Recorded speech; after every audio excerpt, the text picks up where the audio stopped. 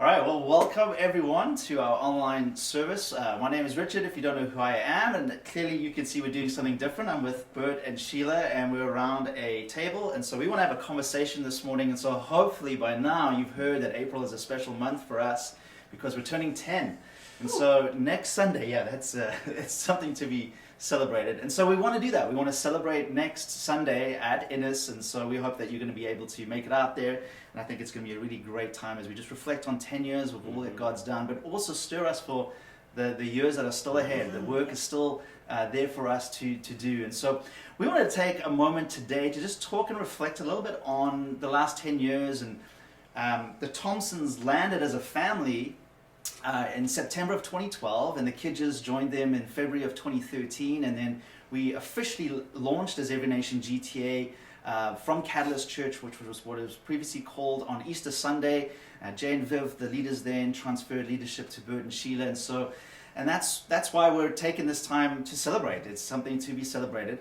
And so I thought it'd be really great just to open up in a very conversational manner. We haven't really planned much here, so this could go really great or not so great.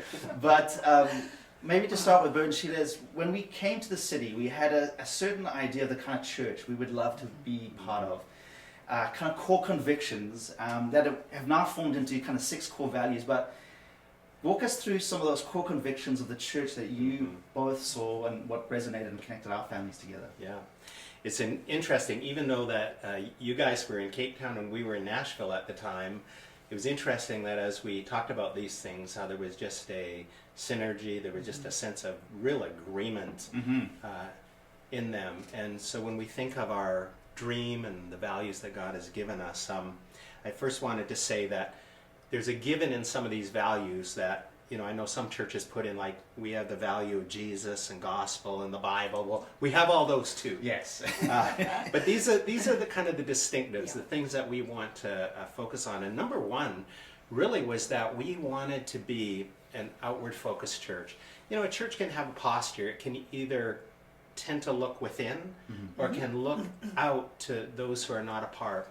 And that was one of the things that we really wanted our church to be, is that outward focus, looking out into the community, looking out to those who don't know Jesus. We dreamed of people in Toronto coming to know Jesus as Savior and Lord and joining our church, and not just only a reshuffling of the saints. I think part of that, just even what the scripture says about Jesus himself, that he came to seek and to save those who are lost, or those who were far from God. And we're continually trying to figure out what that looks like here again in 2023, what it looks like to get to know people and to reach out to those who don't know God. It's almost like an obvious thing to say, right? Surely a church, but like, you guys have been in ministry a long time, been in ministry some time as well, and it's one of the hardest things because the natural gravitation as a church grows naturally is to take care of the people who are there. That's right. But to constantly be reminded that it's for the lost, and that Jesus wants us to be thrust out into. So, okay, so on that value, anything else you want to add on that? But how we crafted this, and so as we go through these kind of 6 core convictions and values, we put it like this: we want a culture of engaging. We want an outward focused church that's engaging and attracting those outside the church, making it easy for them to connect with our church and explore the Christian faith. Yeah. It's good. Yeah. Still good. Yeah. So next one was really a dream it's kind of probably not grammatically right, but a belonging church, where people actually feel like they belong, that they fit, that they're not strangers, but rather family members. Yeah. And that there would be a real sense of serving one another, a real close connection, not just doing church together, but doing life together. And when, tragedy happens, that those would be the people rallying around, for example, or when there's time to celebrate something, that those would be the people that they would be celebrating, really doing life together, and not just sort of saying, okay, well, I live my life and my relationships are over here, and then I go to church on Sunday. Yes. Like that's not what we want. But really to build maybe a family, I guess. Yeah. I think that relational part of it and even where when people walk through the door, that they can feel that sense of belonging, not just us and they're outsiders, but how do we welcome people in and include them in our community, and how do we invite them in, and how do we build with those within the community and the newcomers who feel like they can come in and belong. Yeah, just a couple of weeks ago we had a newer couple to our church who went pretty regularly to traditional church and started to come to our church, and I don't know how much this guy has a Bible knowledge. Maybe he has more than I know, but in any case, after church he said, when I come here, I feel like you're trying to draw people in to really be like a family, he said, and I like it. So I love that. That's yeah, that was good. I don't know if this is original to you, but something that struck me that I've heard you say a number of times over the years is that really not just people that want to do church together, but life together. And for me, that's made an impression on me. And I'm just wondering, even now more than ever, the sense of community that's been challenged, our individualism in the West, and the rise of anxiety, particularly young people, how important it is for a church community to not just be doing church stuff together, but life together. And so, just one little comment on that is, I was thinking about the pandemic. We all retreated, and now we can't live in retreat anymore. So we need to continue to build that sense of belonging. That's great. Well, whether it makes grammatical sense or not, we like to say it like this: we want a culture of belonging, a belonging church, and that means a diverse community where people of all ages and ethnicities feel they belong, are valued, and do life together as a spiritual family. Yeah, like that. Well, continuing on, we dreamed of being a disciple-making church, and I know if you're part of the Every Nation family, you have to have that in there as a distinctive of our movement, that we see people coming to Christ and then growing. Not, after 10 years saying I've had 1 year of Christian experience repeated 10 times over, but there was actual growth in all dimensions of life. Sometimes people will grow in their Bible knowledge, but say their emotionally healthy spirituality is low.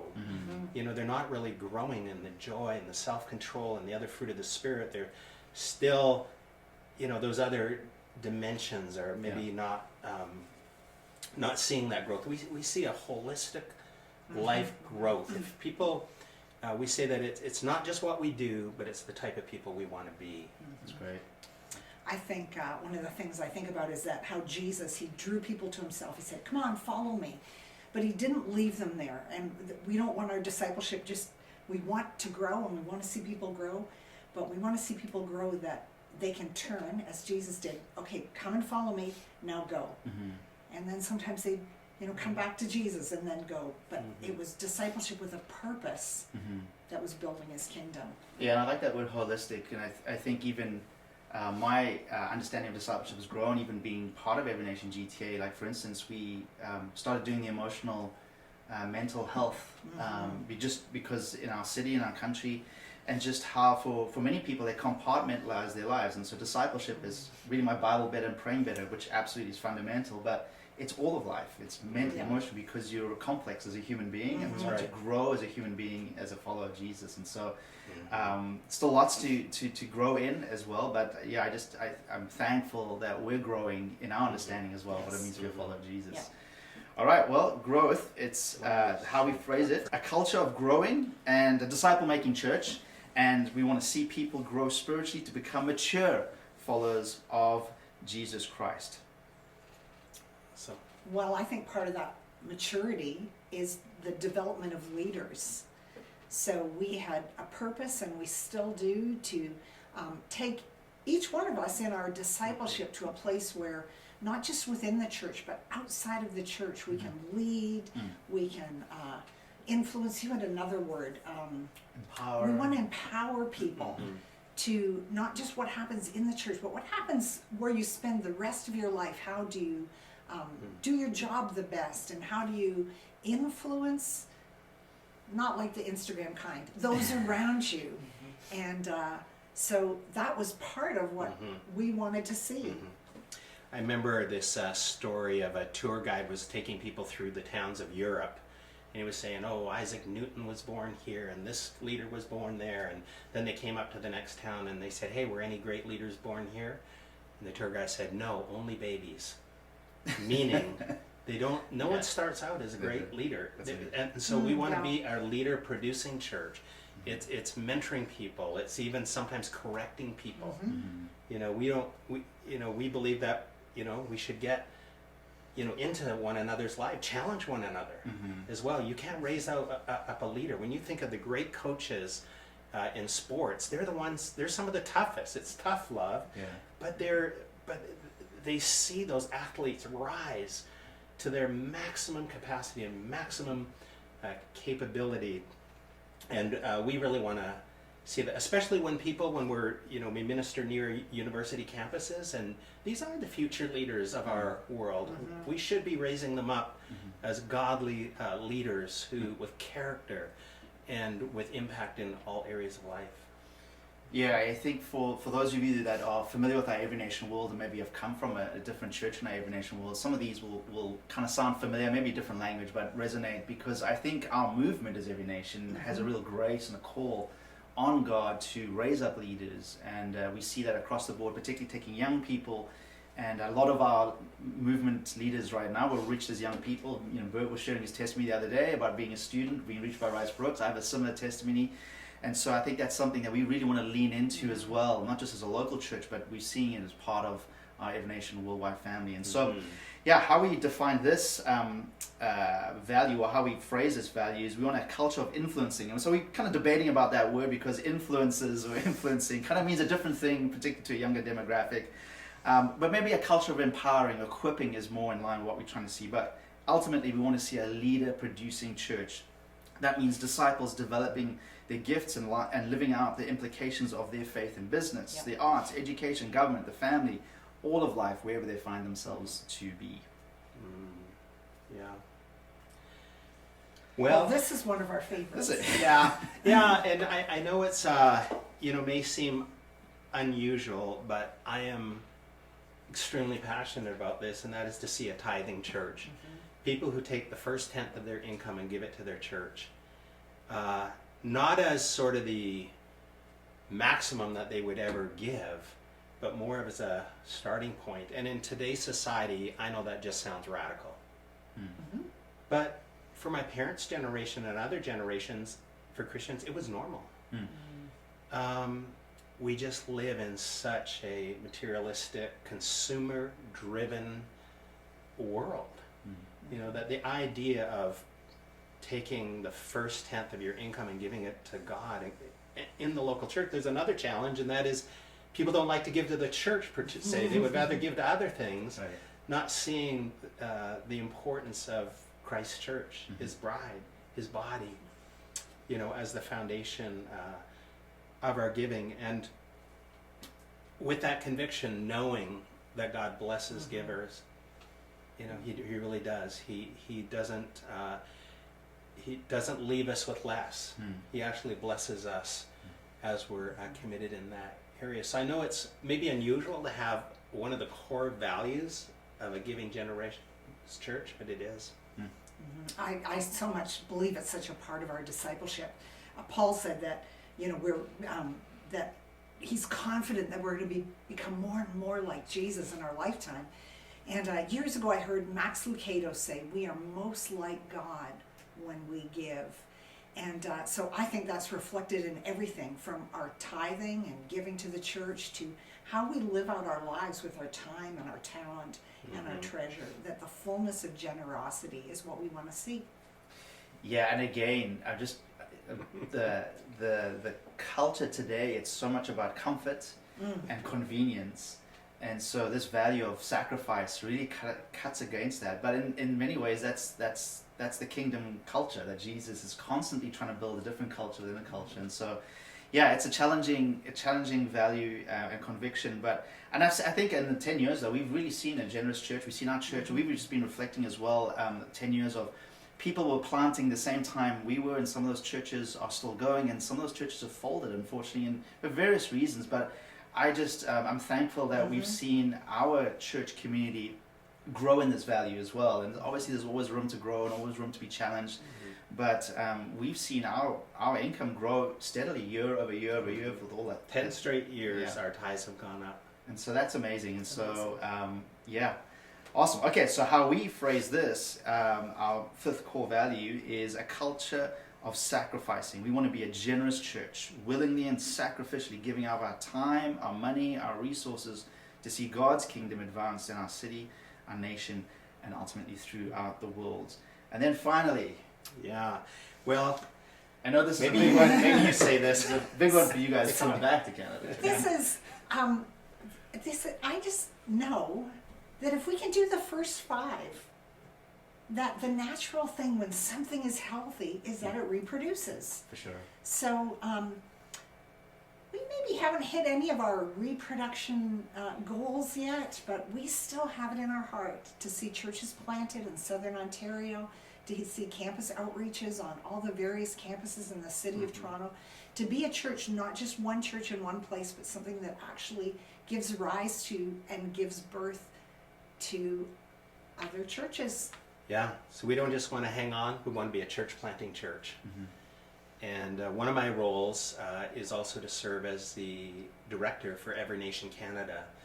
And although we haven't reproduced directly as a church yet, we're keeping our feelers out for some congregation members who may have moved to London or Ottawa or places like that, Hamilton. Like these are all areas that we would like to see churches planted. But we have seen some growth across Canada. In the years that I've been here, we've doubled our churches in Canada from 5 to 10. Amazing. And so, and you know, I have the privilege of helping with that, helping raise up new pastors in other major cities of Canada. And so we're really excited about that. We have something called the 10-10 vision, where in the next 10 years from 2020 or 2010 to 2020 to see churches in No, it's already 2020. 2020 to 2030. Yes, I'm behind the times. 2020 to 2030 to see Every Nation churches in 10 major cities on 10 major campuses and in all the 10 provinces of Canada. So we're shooting towards that. We're on our way, and we want to be, as Every Nation GTA, a big part of that. Yeah, absolutely. Well, yeah, I think, Sheila, you said the right word there, reproducing. Healthy things grow and healthy things reproduce. And so this final value is a culture of reproducing, a church planting church. And that starts by us reproducing disciples, disciples making disciples, resulting in churches planting churches in Toronto and beyond. And so as you think about those core convictions, those kind of core values that we've now cemented, and you can find them on our website. Yeah. I wonder if you could just paint a picture then, you know, of what was the kind of church that you had envisioned coming. I know we spoke a lot before coming to Toronto, before relocating our families. Sure. We resonated a lot with these core convictions.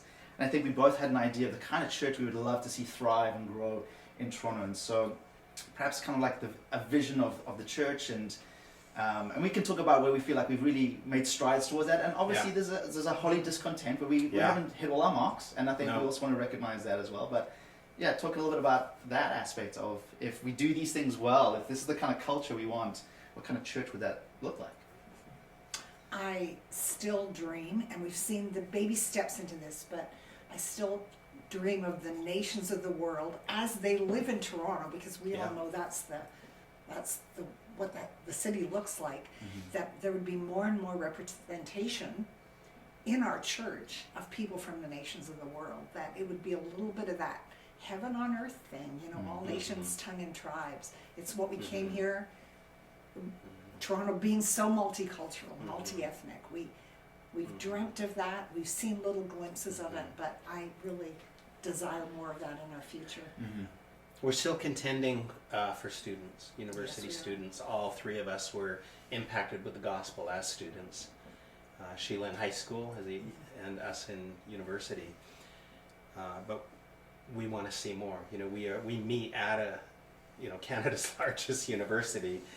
And I can remember you telling me how you had a prophecy way back in Cape Town before you were even in Toronto, and that from one of our major prophets in our movement. And I still remember that prophecy as you told me that you would be ministering in a church full of students. Yeah, flooded with young people. Oh, flooded with it. That's what it You know, was. that's Flooded. the Yes. phrase. Yeah, Flooded. flooded with young Yes. people. You know, Flooded. flooded has the imagery of overflowing. Yeah, You know, that flooded. yeah. Flooded. So we've had some, but I can't say that we're still shooting for the flooded. Yeah. Yeah. Yeah, for sure. I think for me, a multicultural, multi-ethnic church but a multi-generational church, you know, I cut my teeth in ministry, in youth ministry, young adults ministry, and so I've always, I was a young person, someone took a chance on me, and I've always had this mentality of, I'm the next generation, and then, I don't know when it happened, but I realized I'm in my 40s now, I'm not the next generation, and my life is to be spent with, you know, serving that next, and it's not just about young people. We want to be a multi-generational people. Sure. Each generation has their role to play. But I have almost a 15 and a 13-year-old. We've got almost 200,000 university students, college campuses within our reach as GTA. And I think between the years 2016 and 2019, I really saw God do something with our campus ministry. Really began to explode. And I don't know at the time how many we had, but we had maybe up to 20, 30, and maybe even pushing 40 students from different college campuses. And it was really a glimpse, I think, of the kind of thing. And then this kind of thing like COVID hit, and 3 years to not be on a campus is like eternity. And so in some ways we're kind of back at square one, but that's okay. But that still is something. I use the word contend, and I think that is it's struggling. It's struggling and contending and wrestling for that next generation, and creating space for them who think differently. You know, Gen Z thinks very differently. I'm a Gen Xer, and we think very differently, have different values. But it's, I think, beautiful when a church can have the nations in it as well as the generations in it. Okay, let me ask a question of you now. Yes.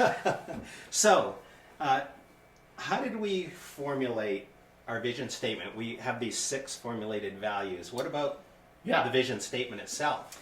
So I think it was 2016 to 2017. So what was happening in 2016, 2017? It was 2017. Was it 2017? Yeah. So we worked with a team of core leaders in our church at the time. That was actually multicultural and multi-generational. And crafting these kind of values and this culture into a vision statement of something that we could put into a sentence that would encapsulate the kind of church we want to be. And I think probably took us a little bit longer than we realized, but it's really important to get everything right. But we came up with this at the end, and I'm really...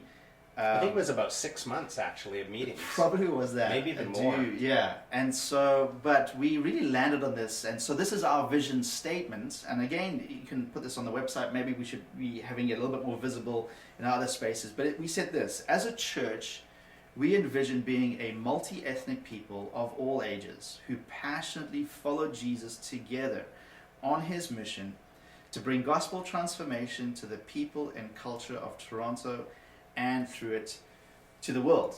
So quite a mouthful, and every word there is intentional, and every word was debated almost. That's right. And so a lot can be unpacked in that. But I think if you're looking for a short way to summarize just our heart, what drew us to the city, what we're still believing for and contending for in the city, it's probably summed up in that sentence. And so, unless you have any more questions of me, maybe. Well, I don't have any more questions of you. I don't know how we're going to wrap it up.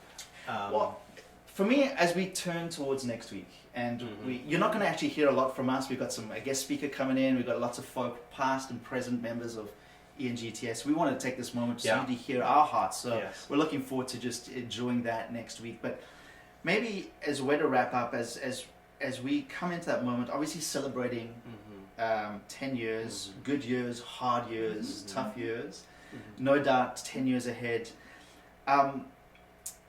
What are we grateful for, and what do we still feel like there's still some fight in us? God, the work is not done yet. There's a phrase you used earlier. Yeah, so the first thing I feel compelled to say, and that is, at the end of the day, a church is only good as the people in the church. And when I look at our church, it punches above its weight class. When I think of our strategic leadership team, the 18 people, the 6 staff members, and the other 12 people who aren't full-time in the ministry, the way that they exemplify these values, the way that they give, the way that they reach out, and our small group leaders, just the other week on Facebook, I saw them going out to Adam House, which is a house for refugees, You know, we didn't have to tell them to do that. We cast the vision of outward focus, of reaching out, gave them a little bit of opportunity, and you know, through the first few people who were helping, and then they're doing it. Yeah. They're doing it, and at each one of these, you know, we have, you know, people on automatic debit where just, you know, their tithe comes out on their paychecks. Thank you. You know, for Thank the people who, you know, really make our church feel like a family. You know, there's lots of other things you could do with your time. You know, besides coming to a small group or, you know, celebrating, you know, anniversaries and birthdays, and you know, Helping people move. And yeah, looking after new babies. And yeah, just all of those things. You know, we don't own a building, we rent, and so when we set up, you know, it's faithful people who are, you know, getting out of bed at 6 a.m. sometimes as early, depending on where they're from. They got to be at the campus at 8 a.m. when those doors open for setup. You know, and the, you know, the connection crew and just the faithful people. We had a visitor to our church just last week and said, "Wow, you guys, like, you know, all these volunteers," and really blown away. Like, how do you do that? I don't know how. It's done because people have responded to the gospel in a very practical way, and I say thank you. You know who you are. Yeah. Sheila? oh gosh, Bert said so much. I just, I'm grateful, and I realize I don't want to quit dreaming. Yeah. And this morning before we got on camera, I was thinking about the 401 corridor. If everybody who lives in southern Ontario kind of knows what that is, Windsor to the Quebec border, and just how many great cities and campuses and how much of our Canadian population live along the 401 corridor. So I'm not ready yet to, you know, just lay it down and say we've done enough. I want to see those cities and campuses, something happen there by the grace of God and the hard work of His people. Yeah. How about you, Rich? I think in the early days we had a phrase called "follow the call," so some of the old timers will remember that, and it really encapsulated, I think, specifically for our journeys as families following the call from different parts of the globe. But I think in a city like Toronto, and particularly in our church, there's many of you that have come here from different parts of the world, and I think you know, when we've reflected, I don't think we could have imagined where we'd be 10 years ago. And I think for a lot of you that moved here, I don't know what got you here to this city, but maybe life hasn't turned out, maybe it's in some ways it's turned out better, but in some ways it's fallen short of what your expectation is. But it's not just follow the call of us as full-time pastors coming, everyone. And so it doesn't matter what brought you here, it's understanding that God has a purpose for you here, has a purpose for our church. And, you know, last few years with COVID have maybe knocked the stuffing out of some of us, and maybe our expectations kind of just life is hard or struggle, that kind of thing. And I think, if anything, I'm grateful for the last 10 years, but I'm with Sheila in the sense, I think there's something that God wants us to go after in the next 10 years. And I think you're a part of that, and I think it's for us to seek out and say, God, what do you have for us? What do you have for us on the campuses, different cultures? We want to see churches planted. We want to see disciples multiplied, all these kind of things. And so that would be my kind of going into next week, grateful, but also contending with expectation, anticipation, and being a church where we all discover that that call is and following it hard together, doing that well. So yeah, it was a great phrase and something we've been talking about, maybe resurrecting, we follow the call. And so, well, yeah, we're almost on our time. We are on our time. So hopefully that's been maybe something different for you. Hopefully it's been engaging. And again, if you want to track those visions and values, we actually preached on those as well. You can go to our website. But we look forward to seeing you next Sunday at what promises to be a very special occasion for all of us.